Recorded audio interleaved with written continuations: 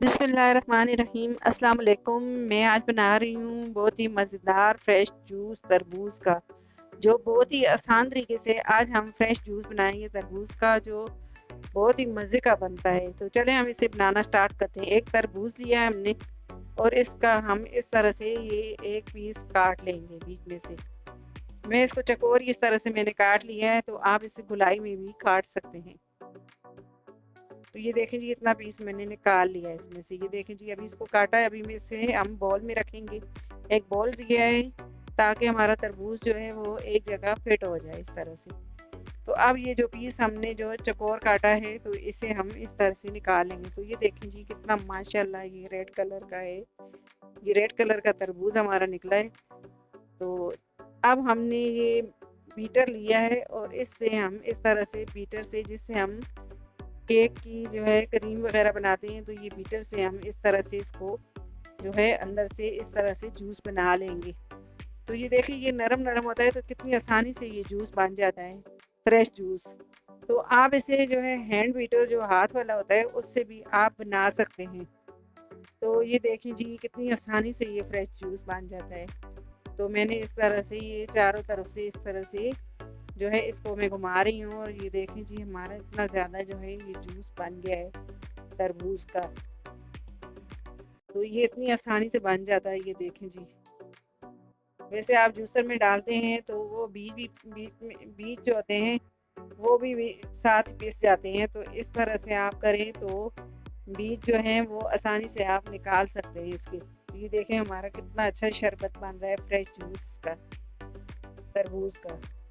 तो ये देखें जी, ये हमने बीटर से कितने आसान तरीके से इसका जूस बना रही है। तो ये मैंने चारों तरफ से इस तरह से जो है बीटर को घुमा के, तो ये माशाल्लाह से हमारा जूस बन के रेडी हो गया है। तो ये देखें जी, अब इसे हम एक इस तरह से हम आराम से बॉल से निकालेंगे। ये देखें, इस तरह से पकड़ेंगे और बॉल से निकाल लेंगे हम।